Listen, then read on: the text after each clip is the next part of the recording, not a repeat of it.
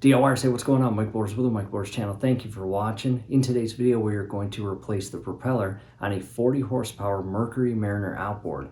And first glance, you will notice that the propeller is actually in good condition. However, scrolling above right now, as well as video link number 1 down in the comments and description, will explain exactly why we are replacing our propeller at this point. Let's get started.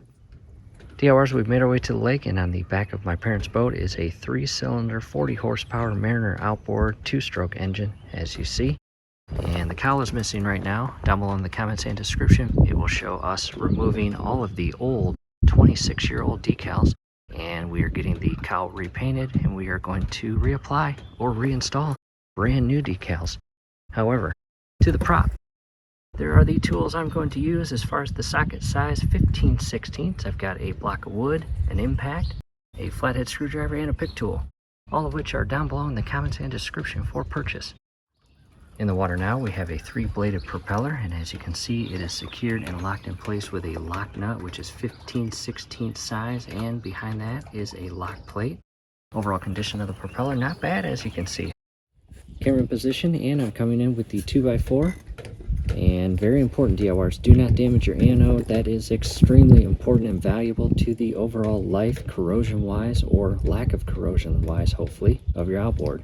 I'm going to position the block, and that's going to alleviate the propeller from spinning as I loosen up this lock nut. I will hold it in place and grab the impact gun, again 15/16 size, and loosen and remove that lock nut. There we go, that is loose. Do your best not to drop anything. And as you can see with the nut, there is some Loctite in there. You can see with the red. And we will apply new Loctite after cleaning up the nut and removing all of the old Loctite. Set that aside. You've got your little lock plate. Pull that up and off.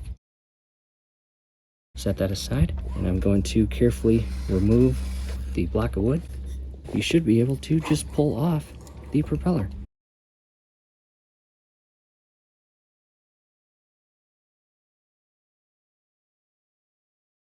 From here, checking the overall condition of the splines on the propeller shaft, the bearing carrier inside, making sure everything looks a-okay there. It doesn't look bad, which is nice. The overall conditions of the splines on the propeller shaft are in great condition, and that is what we were hoping. And coming in here, not bad at all. That is secured.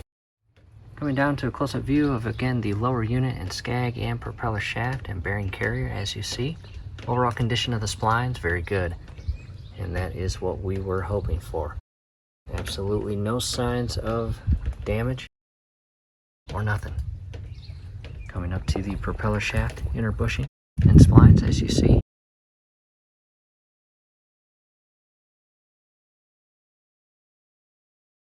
There is the lock plate and lock nut.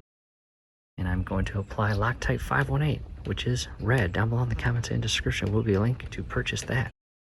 I've stepped out of the water. I do want to show you a few things, and down below in the comments and description will be some steel brush kit options, and this is going to help me clean out the thread of that lock nut. Quicksilver, specifically high performance extreme grease, and there is all the items you can use this grease on. In addition, down below in the comments and description is this awesome little hand pump for grease, and we've got connected to it the 24C marine grease, which is the added Teflon. And let me show you why we've got this installed.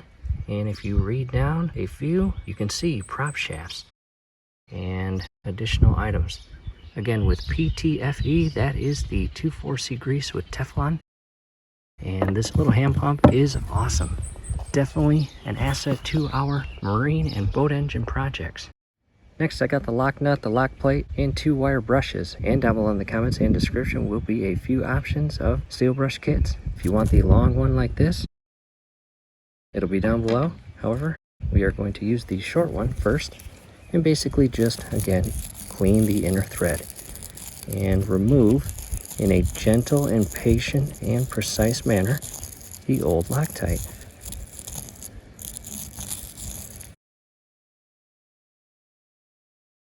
So far so good. Coming in with the inner one.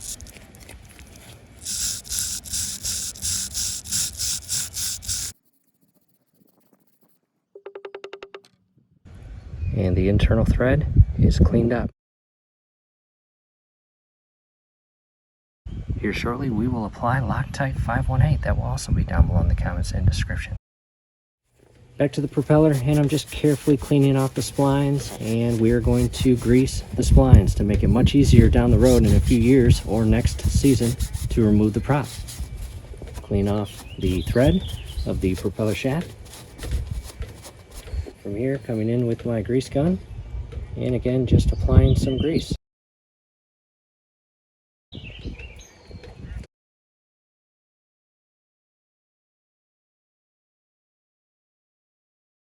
Don't get any of the grease on the thread. However, again, get that grease in all gaps of the splines around the entire propeller shaft. You will do yourself a favor down the road. Next, double check everything. If all looks good, I'll remove some of that. Come in with the propeller, align the splines. There we go. From there, I will bring in the little lock plate, install it as shown there on the 2 pins. Coming in with the 518 Loctite and nut, and this is more of a paste as opposed to runny, which is nice. And I'm just going to apply a small little bead. As you can see, 3 little dabs there should be all I need to carefully create a little Loctite bead. No need to overdo this. And they're coming in with the lock nut, and do not cross thread this nut on the threaded stud. We are going to tighten it in place. Hand tighten it first, keeping a close eye on the inner plate that it is looped around each of the little prongs or studs. Followed by the block of wood right in here. Again, do not damage your anode. I will hold that in place. Coming back in with the 15/16 socket.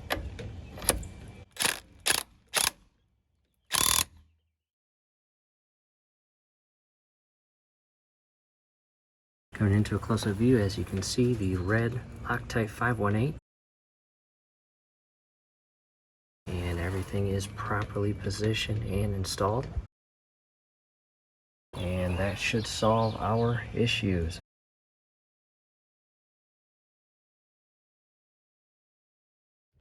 DIYers, hey, if you're still watching, it is time to lower the outboard and propeller into the water so the propeller can get to work and fulfill its mission.